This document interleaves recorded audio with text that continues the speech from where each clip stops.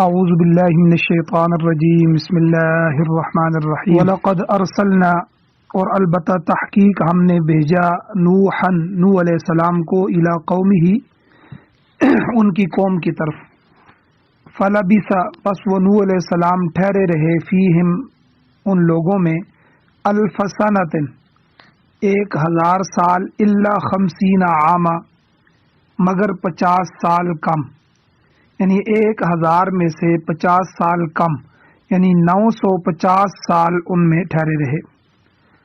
فَأَخَذَهُمُ الطُّوفَانُ پس پکڑا ان لوگوں کو قوم نوح کو طوفان نے، وَهُمْ ظَالِمُونَ اس حال میں کہ وہ ظلم کرنے والے تھے۔ فَأَنْجَيْنَاهُ پس ہم نے نجات دی اس نوح علیہ السلام کو، وَأَصْحَابَ السَّفِينَةِ اور کشتی والوں کو ہم نے نجات دی، وَجَعَلْنَاهَا اور ہم نے بنایا اس واقعے کو آیۃ للعالمین جہان والوں کے لیے نشانی۔ وَإِبْرَاهِيمَ یعنی وَلَقَدْ أَرْسَلْنَا إِبْرَاهِيمَ کہ ہم نے ابراہیم علیہ السلام کو بھی رسول بنا کر بھیجا، اذ قال لقومہ جس وقت انہوں نے کہا اپنی قوم کو، اعبدوا اللہ واتقوہ کہ تم اللہ کی عبادت کرو اور اس اللہ سے ڈرو، ذالکم خیر لکم تمہارا یہ کرنا بہتر ہوگا تمہارے لیے، ان کنتم تعلمون اگر تم سمجھ رکھتے ہو۔ انما تعبدون من دون اللہ بے شک تم عبادت کرتے ہو اللہ کو چھوڑ کر اللہ کے سوا، اوثاناً بتوں کی، وَتَخْلُقُونَ إِفْكًا اس حال میں کہ تم گھڑتے ہو جھوٹ، ان الذین تعبدون بے شک وہ لوگ جو جن کی تم وہ بت جن کی تم عبادت کرتے ہو، من دون اللہ اللہ کی ذات کو چھوڑ کے اللہ کے سوا، لا یملکون لکم رزقا وہ تمہارے لیے کسی رزق کے مالک نہیں ہے۔ فابتغوا عند اللہ الرزق پس تم تلاش کرو اللہ کے پاس رزق کو، وَاعْبُدُوهُ اور اس اللہ کی ہی عبادت کرو، وَاشْكُرُوا لَهُ اور تم اس اللہ کے لیے شکر ادا کرو، اِلَيْهِ تُرْجَعُونَ اسی کی طرف تم لوٹائے جاؤ گے۔ وَإِن تُكَذِّبُوا اور اگر تم جھٹلاؤ گے تو فقد کذب من قبلکم پس جھٹلایا تم سے پہلی گزری ہوئی امتوں نے بھی، ان امتوں نے من قبلکم جو تم سے پہلے گزری ہیں انہوں نے بھی جھٹلایا۔ وما علی الرسول اور نہیں ہے رسول کے ذمے الا البلاغ المبین مگر پہنچا دینا ہے کھول کھول کر، واضح پیغام پہنچا دینا ہے، یہی پیغام پہنچانا رسول کے ذمے ہے۔ اولم یروا کیا نہیں دیکھا ان لوگوں نے کہ کیف یبدی اللہ الخلق کہ کس طرح اللہ تعالیٰ ابتدا کرتا ہے مخلوق کی، ثم یعیدہ پھر لوٹاتا ہے اس کو، ان ذالک علی اللہ یسیر بے شک یہ اللہ پر آسان ہے۔ قل اے میرے نبی ان کو کہہ دیجئے کہ سیرو فی الارض کہ چلو زمین میں سیر کرو پھرو ٹرو، فانظروا پس تم دیکھو کہ کیف بدأ الخلق کیسے اللہ نے ابتدا کی مخلوق کی، ثم اللہ ینشئ النشأۃ الآخرہ پھر اللہ تعالیٰ اٹھائے گا اس مخلوق کو دوسری اٹھان، یعنی پھر ایک اور دفعہ اللہ ان کو پیدا کرے گا۔ ان اللہ علی کل شیء قدیر بے شک اللہ تعالیٰ ہر چیز پر قدرت رکھتا ہے، قادر ہے۔ یعذب من یشاء سزا دے گا اللہ تعالیٰ جس کو چاہے، ویرحم من یشاء اور رحم کرے گا جس پر چاہے، وَإِلَيْهِ تُقْلَبُونَ اور اسی کی طرف تم بلائے جاؤ گے۔ وَمَا أَنْتُمْ بِمُعْجِزِينَ فِي الْأَرْضِ اور نہیں ہو تم आजज करने वाले ज़मीन में, अल्लाह ताला को तुम वला फिस समाई, और ना आसमान में, वमा लकुम मिन दूनिल्लाह, और नहीं है तुम्हारे लिए अल्लाह के सिवा में वलिय्यन कोई कारसाज, वला नसीर, और न कोई मददगार। वल्लज़ीन कफ़रू बिआयातिल्लाह, और वो लोग जिन्होंने कुफ्र किया अल्लाह की आयतों के साथ, अल्लाह की आयतों का इनकार किया, वलिक़ाइही, और उस अल्लाह की मुलाकात का इनकार किया। उलाइक यइसू, यही वो लोग हैं जो मायूस हुए हैं, ना उम्मीद हो गए हैं, मिर रहमती, मेरी रहमत से। व उलाइक लहुम अज़ाबुन अलीम, और यही वो लोग हैं कि उनके लिए दर्दनाक अजाब है। सूरतुल अनकबूत, जो कि कुरान मजीद की 29वीं सूरत है,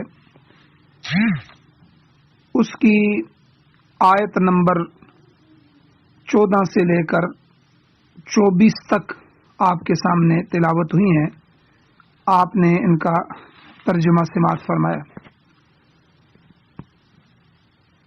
सबसे पहले रब्ते आयात है कि इन आयात का पिछली आयात के साथ क्या ताल्लुक है।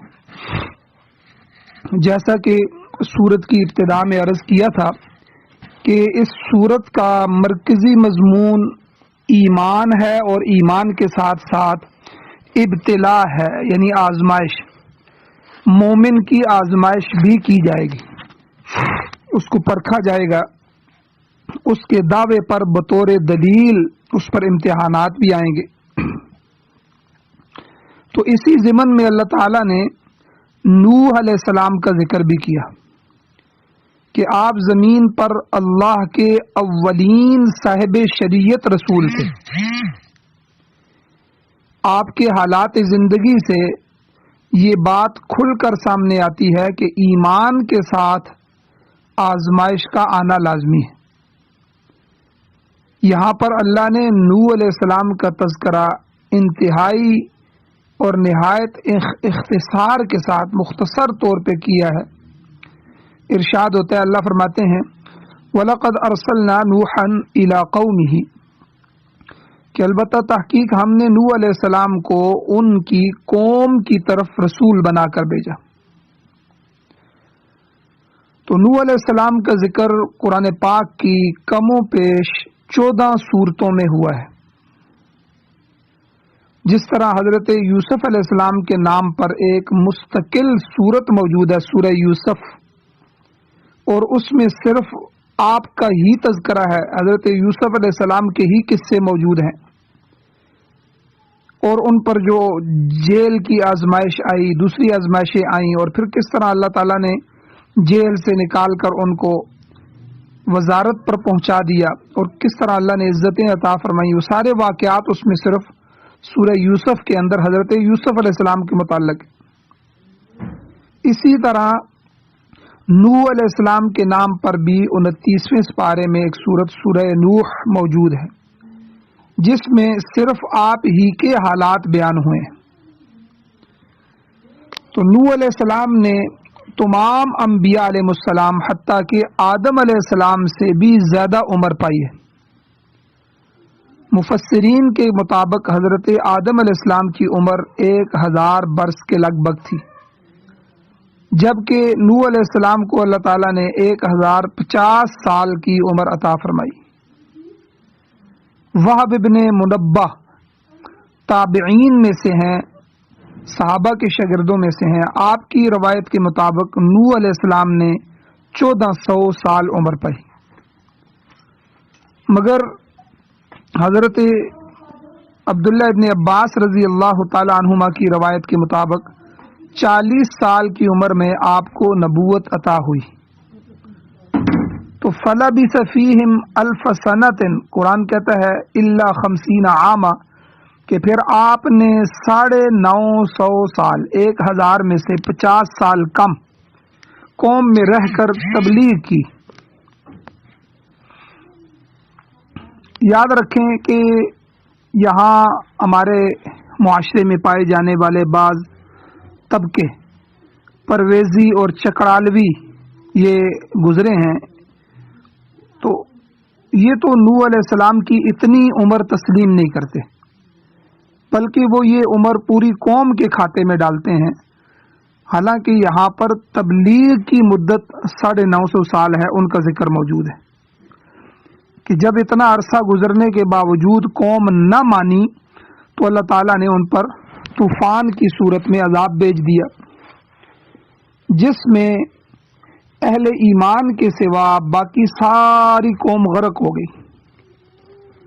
اب جب طوفان تھما تو طوفان کے تھمنے کے بعد نوح علیہ السلام مزید 60 سال تک اس دنیا میں موجود رہے۔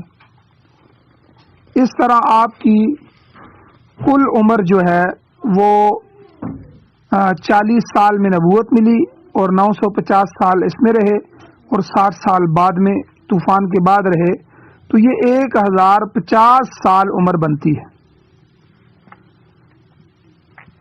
اب اکثر لوگ جو ہمیں اللہ تعالیٰ اس سے سبق دیتے ہیں وہ یہ ہے کہ اکثر آدمی اس چند روزہ زندگی پر مغرور ہو جاتے ہیں، حالانکہ اگر کسی کو عمر نوح بھی مل جائے، 1000-2000 سال عمر بھی مل جائے تو وہ بھی بالآخر ختم ہو جاتی ہے۔ تفسیری روایت موجود ہے، تفسیری روایت میں آتا ہے کہ آخری وقت میں جب ملک الموت حضرت نوح علیہ السلام کے پاس آئے تو آپ کو اس طرح خطاب کیا: یا اطول الانبیاء عمرا کیف وجدت الدنیا، اے نبیوں میں سب سے زیادہ عمر پانے والے اللہ کے نبی، آپ نے دنیا کو کیسے پایا؟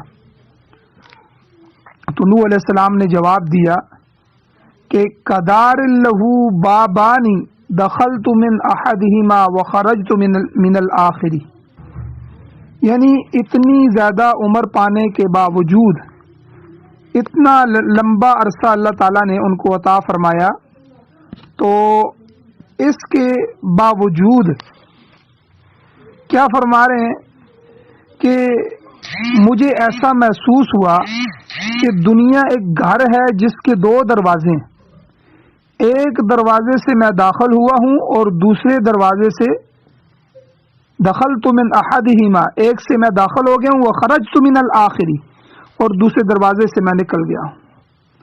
بس دنیا کی زندگی کی بس اتنی حقیقت ہے۔ انسانی زندگی ایسی ناپائیدار چیز ہے کہ جس پر کچھ اعتماد نہیں کیا جا سکتا۔ علامہ اقبال رحمہ اللہ نے فرمایا ہے کہ آیا ہے تو جہاں میں مثال شرار دیکھ، دم دے نہ جائے ہستی ناپائیدار دیکھ، یعنی زندگی کی بے ثباتی کا یہ نقشہ بھی عجیب ہے۔ ایک دوسرے شاعر نے بھی شعر کہا ہے کہ زندگی ایک پل ہو کہ 100 سال گزر جاتی ہے، شانے پہ کمبلی ہو یا شال گزر جاتی ہے، مالداروں کی تو باقبال گزر جاتی ہے اور ہم غریبوں کی بہرحال گزر جاتی ہے۔ یعنی کسی کی زندگی کو دوام حاصل نہیں ہے، اچھے حالات ہوں تب بھی زندگی گزر جائے گی، برے حالات ہوں تب بھی زندگی گزر جائے گی۔ اسی لیے اللہ تعالیٰ نے قرآن مجید میں ارشاد فرمایا سورۃ الاعلیٰ کی 16 اور 17 نمبر آیت ہے 30ویں سپارے میں کہ بل تؤثرون الحیات الدنیا، کہ تم دنیا کی زندگی پر تکبر کر کے اور امید بٹھا کے اور ریجھے ہوئے بیٹھے ہو، والآخرۃ خیر وابقی، مگر حقیقت میں آخرت کی زندگی ہی بہتر اور دیر پا ہے، لہذا اسی کی فکر کرنی چاہیے۔ تو حضرت نوح علیہ السلام نے اتنے طویل اور لمبے عرصے تک اللہ کا پیغام لوگوں تک پہنچایا، مگر وہ کون سی بدسلوکی ہے کہ جو مشرکین نے آپ کے ساتھ روا نہ رکھی، آپ کو طرح طرح کی جسمانی اور ذہنی پریشانیوں میں مبتلا کیا گیا، گالم گلوچ کیا گیا، بے عزتی کی گئی، سنگباری کی گئی، تمسخر اور مذاق اڑایا گیا، غرضے کہ قوم نے ہر طرح سے آپ کو تنگ کیا تاکہ آپ تبلیغ حق سے باز آ جائیں۔ مگر آپ نے ان تمام تکالیف کو صبر اور شکر کے ساتھ برداشت کیا اور تبلیغ اور دعوت کا سلسلہ جاری رکھا۔ سورہ بنی اسرائیل میں اللہ تعالیٰ نے آپ کے متعلق فرمایا ہے کہ انہو کان عبدا شکورا، کہ آپ اللہ تعالیٰ کے شکر گزار بندے تھے۔ اس میں سمجھنے والی بات یہی ہے کہ ایمان کے ساتھ تکالیف اور مصائب کا آنا ضروری ہے۔ نوح علیہ السلام نے تمام تر مخالفت اور ایذا رسانی اور تکلیفوں کے باوجود حق کی تبلیغ ادا کرنے میں کوئی کوتاہی نہیں کی، مگر قوم ایسی نافرمان تھی، ایسی ناہنجار تھی کہ کسی طرح آپ کی بات کو نہیں مانا۔ سورۃ الاعراف میں اللہ نے فرمایا کہ انہم کانوا قوما عمین، کہ ساری کی ساری قوم اندھی قوم تھی۔ ان کی ظاہری آنکھیں تو موجود تھیں مگر دل کی آنکھوں سے، بصارت تو موجود تھی لیکن بصیرت سے محروم تھے، جس کی وجہ سے حق کو نہ پہچان سکے۔ قوم کی اس نافرمانی کا نتیجہ کیا ہوا؟ اللہ نے فرمایا فَأَخَذَهُمُ الطوفان، کہ ان کو طوفان نے آ لیا، پکڑ لیا، جس میں ساری قوم ہلاک ہو گئی۔ وَهُمْ ظَالِمُونَ، اور وہ ظلم کرنے والے تھے۔ اللہ کہتے ہیں وہ ظلم کرنے والے تھے، ظالم تھے۔ تو سوائے ان اہل ایمان کے جو نوح علیہ السلام کی کشتی میں سوار ہو گئے، ایمان لے آئے، اللہ تعالیٰ نے سب کو اس طوفان میں غرق کر دیا۔ اسی لیے اللہ تعالیٰ نے فرمایا فَأَنْجَيْنَاهُ وَأَصْحَابَ السَّفِينَةِ، پھر ہم نے بچا لیا نوح علیہ السلام کو اور باقی کشتی والوں کو۔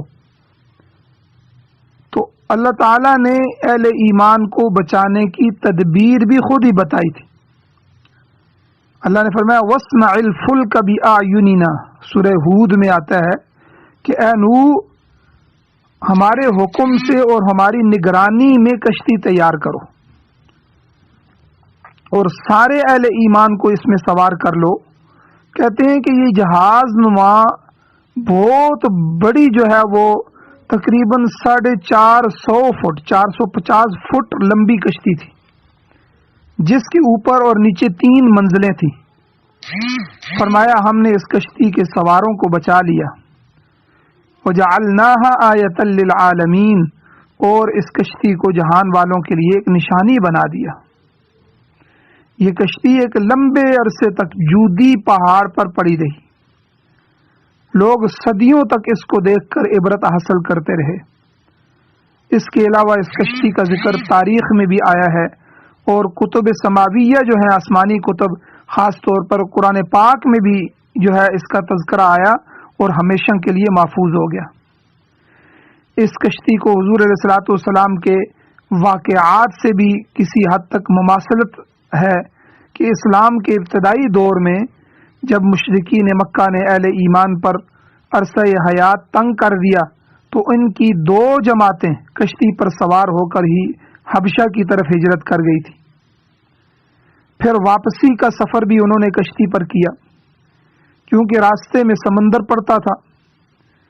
تو حدیث میں ان کشتی والوں کا حال بھی آتا ہے کہ ان میں مرد اور عورتیں بھی تھیں، اور اللہ نے ان کی حفاظت کشتی پر کی تھی کہ ایک ملک سے دوسرے ملک بحفاظت اللہ نے پہنچایا، اور پھر وہاں سے واپس مدینہ طیبہ کے لیے بھی کشتی استعمال کی گئی۔ تو بہرحال نوح علیہ السلام کا مختصر تذکرہ فرمانے کے بعد اللہ تعالیٰ نے ابراہیم علیہ السلام کا ذکر بھی فرمایا کہ وہ ابراہیم، کہ ابراہیم علیہ السلام کو بھی ہم نے رسول بنا کر بھیجا۔ ان کا حال بھی ملاحظہ فرمائیں کہ اذ قال لقومہ اعبدوا اللہ واتقوہ، جب انہوں نے اپنی قوم سے کہا کہ اے میری قوم، اللہ کی عبادت کرو اور اسی اللہ سے ڈرو۔ ذالکم خیر لکم ان کنتم تعلمون، اسی میں تمہاری بہتری ہے اگر تم سمجھ رکھتے ہو، اگر عقل رکھتے ہو اور سمجھتے ہو تو اسی میں تمہارے لیے بہتری ہے۔ فرمایا کفر اور شرک سے باز آ جاؤ کہ یہ تمہاری ہلاکت کا باعث ہوگا۔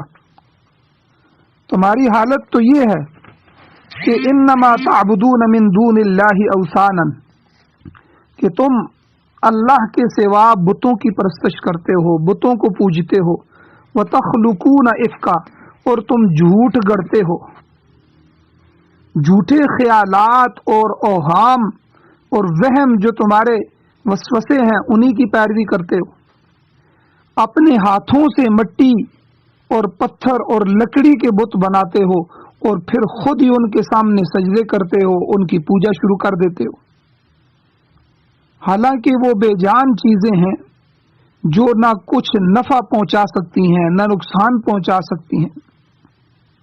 سورۃ الانبیاء میں گزر چکا ہے کہ ابراہیم علیہ السلام نے قوم سے کہا کہ یہ کیسی مورتیاں ہیں جن پر تم جھکے پڑتے ہو، ان کے سامنے نظر و نیاز پیش کرتے ہو، پھر ان سے مرادیں مانگتے ہو۔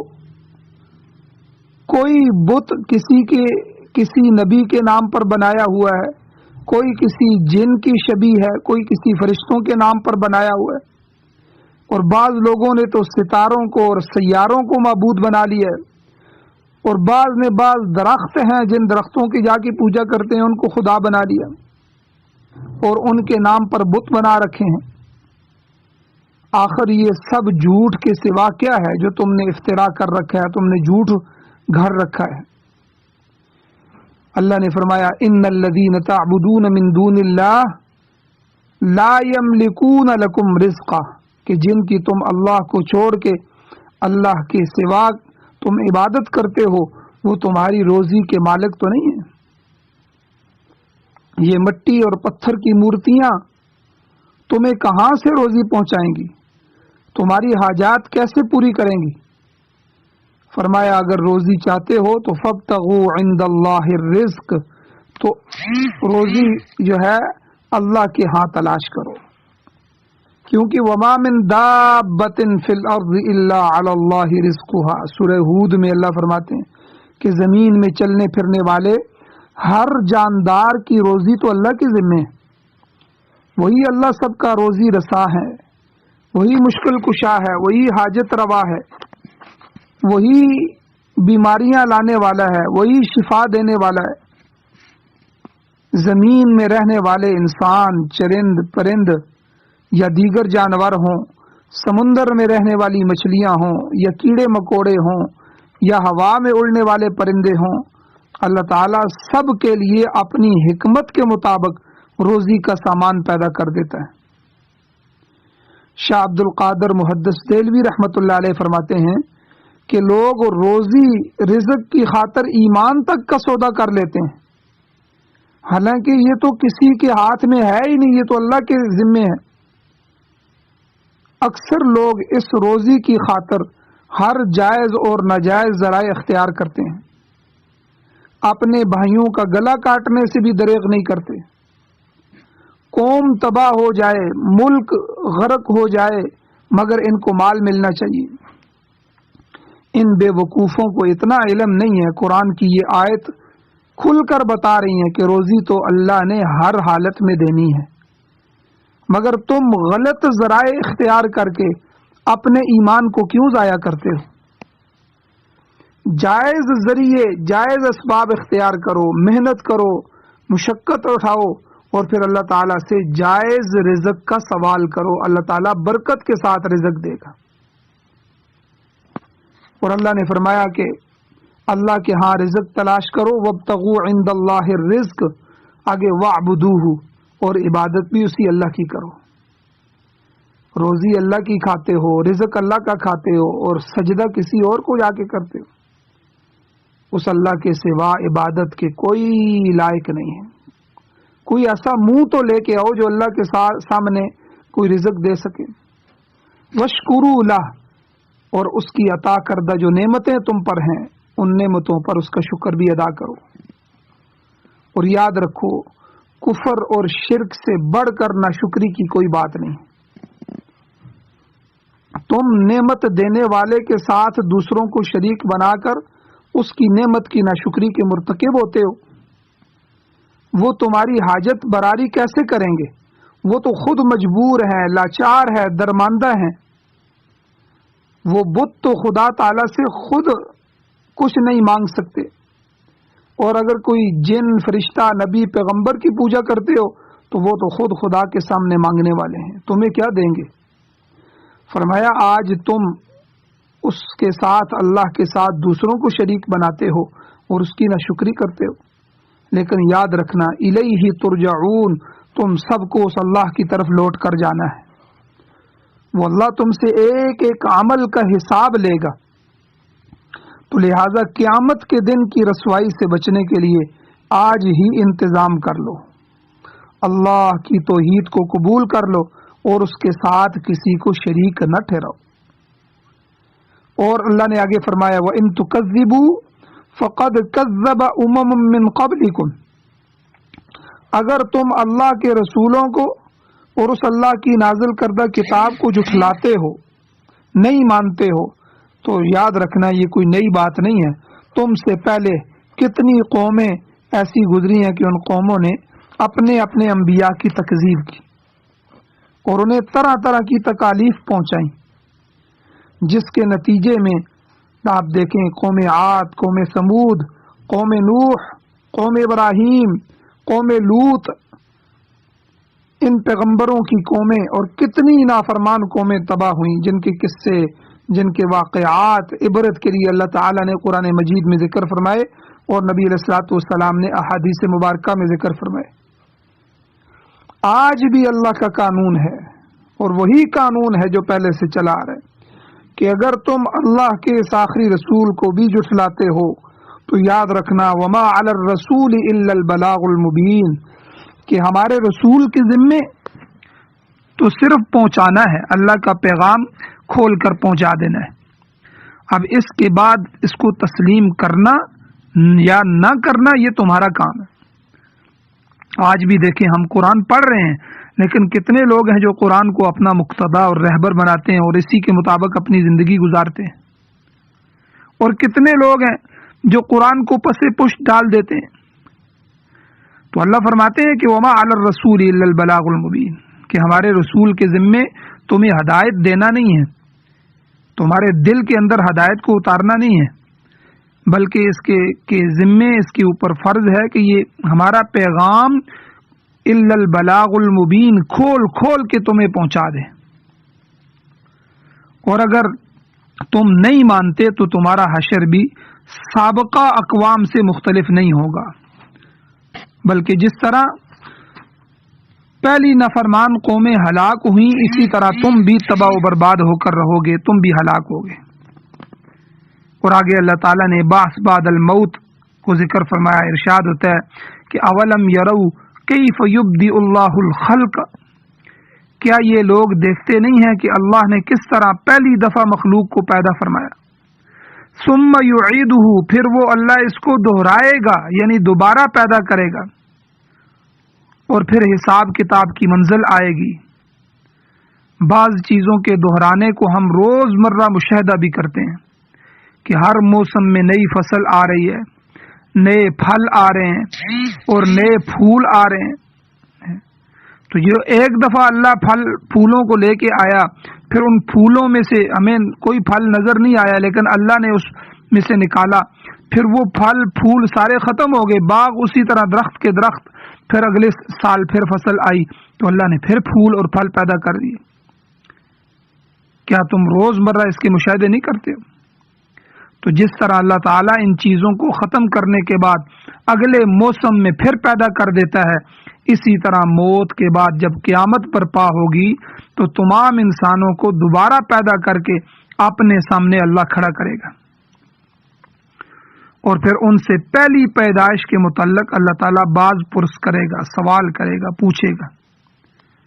فرمایا ان ذالک علی اللہ یسیر، کہ دوبارہ پیدا کرنا اللہ کے لیے کچھ مشکل نہیں ہے بلکہ آسان ہے۔ جس خالق نے بغیر نمونے کے پہلی دفعہ انسانوں کو پیدا کیا ہے، اس کے لیے دوبارہ اٹھانا کیسے مشکل ہوگا۔ فرمایا اے میرے پیغمبر کل، آپ کہہ دیجئے، آپ اعلان کیجئے، سیرو فی الارض، زمین میں چل پھر کر دیکھ لیجئے، فانظروا کیف بدأ الخلق، زمین میں چلو پھرو، سیر کرو اور دیکھو کہ اس اللہ نے مخلوق کو پہلے کیسے پیدا کیا. ثم اللہ ینشئ النشأۃ الآخرہ، پھر وہ دوسری اٹھان میں اللہ ان کو اٹھائے گا. جب اسرافیل علیہ السلام سور پھونکیں گے تو سب لوگ اپنی اپنی قبروں سے اٹھ کھڑے ہوں گے.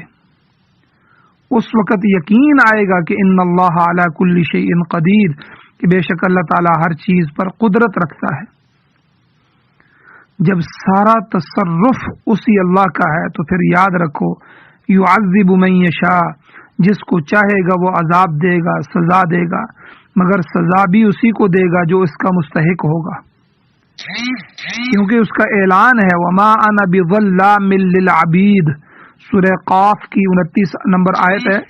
اللہ فرماتے ہیں کہ میں اپنے بندوں پر ظلم کرنے والا نہیں ہوں، زیادتی نہیں کرتا. اور اس کے برخلاف وَيَرْحَمُ مَن يَشَاءُ، وہ تو رحم بھی کرتا ہے جس پر چاہے. اس کے جو بندے منصف مزاج ہوتے ہیں، تعصب، ضد، عناد اور بغض سے پاک ہوتے ہیں، اللہ تعالیٰ ان پر رحم فرماتا ہے. آگے اللہ نے فرمایا وَإِلَيْهِ تُقْلَبُونَ، اور تم سب کے سب اس اللہ کی طرف پھیرے جاؤ گے. بالآخر سب کو اللہ تعالیٰ کے حضور پیش ہو کر اپنے اعمال کی جواب دہی کرنا ہے. اس اللہ کے محاسبے سے کوئی شخص بچ نہیں سکتا. ارشاد ہوتا ہے کہ وما انتم بمعجزین فی الارض ولا فی السماء، کہ تم زمین و آسمان میں اللہ تعالیٰ کو عاجز نہیں کر سکتے. مطلب یہ ہے کہ تم اس کی گرفت سے بچ کر کہیں نکل نہیں سکتے. وہ جب چاہے گا تمہیں پکڑ لے گا. آج دنیا میں دیکھو تو مجرم بعض اوقات قانون کی گرفت سے بچ نکلنے میں کامیاب ہو جاتے ہیں اور ان کو پکڑنے والے عاجز آ جاتے ہیں. آج بھی پاکستان میں کتنے علاقے ایسے ہیں جن کو علاقہ غیر کہتے ہیں، اور گینگ وار وہاں ہیں، وہاں پولیس اور ان کی چیزیں جا نہیں سکتی. دشمن دنیا میں پھر بچ جاتا ہے، ملک چھوڑ کے بھاگ جاتے ہیں. مگر اللہ کی عدالت میں ایسی کوئی بات نہیں ہے. کائنات کی ہر چیز اس اللہ کے قبضہ قدرت میں ہے، لہذا اس اللہ کو کوئی بھی عاجز نہیں کر سکتا. اور آگے اللہ نے فرمایا یہ بھی یاد رکھنا وما لکم من دون اللہ من ولی ولا نصیر، اس اللہ کے بغیر تمہارے لیے نہ کوئی کارساز ہے نہ کوئی مددگار ہے. ہر ایک کا کام بھی وہی اللہ بناتا ہے، وہ پھر جب پکڑتا ہے تو مدد کو بھی کوئی نہیں پہنچ سکتا جو تمہیں چھڑا لے. آج جن چیزوں پر بھروسہ کر رہے ہو اگلے جہان میں وہ سب زائل ہو جائیں گے اور تمہیں کوئی چیز خدا کے عذاب سے بچا نہیں سکے گی. آگے اللہ کی رحمت سے جو مایوسی ہے اس کے متعلق اللہ نے فرمایا والذین کفروا بآیات اللہ ولقائہ، جو لوگ اللہ تعالیٰ کی آیات اور اس کی ملاقات کا انکار کرتے ہیں. آیات میں کیا ہے؟ توحید بھی آیات میں آ جاتی ہے، رسالت بھی آ جاتی ہے، احکام بھی آ جاتے ہیں، اعمال بھی آ جاتے ہیں، شرائع اور شریعت کی مسائل بھی آ جاتے ہیں، تمام مسائل آ جاتے ہیں. تو جس نے اللہ کی آیات کا انکار کیا یعنی گویا کہ پورے دین کا انکار کیا، اور ملاقات یعنی ولقائہ، اس کی اللہ کی مرنے کے بعد دوبارہ جی اٹھنے کا انکار کیا. یعنی کافر کہتے ہیں کہ ہم بس مر گئے تو ختم ہو گئے، دوبارہ ہم نے اٹھنا نہیں ہے، تو گویا کہ اللہ کی ملاقات کا انکار. تو اللہ نے فرمایا اولئک یئسوا من رحمتی، وہ لوگ میری رحمت سے مایوس ہیں. ظاہر ہے کہ جس نے کفر کیا، شرک کیا، بدعات کیے اور معاصی اور گناہوں کا ارتکاب کیا، اس نے نہ تو اللہ کی آیتوں کو تسلیم کیا نہ ہی بعث بعد الموت کو برحق جانا. ایسے لوگوں کو خدا تعالیٰ کی رحمت حاصل نہیں ہو سکے گی اور وہ رحمت خداوندی سے مایوس ہی رہیں گے. خدا کی رحمت سے مایوسی بجائے خود کفر ہے، گویا انکار کرنے والے خدا کی رحمت سے مایوس ہیں.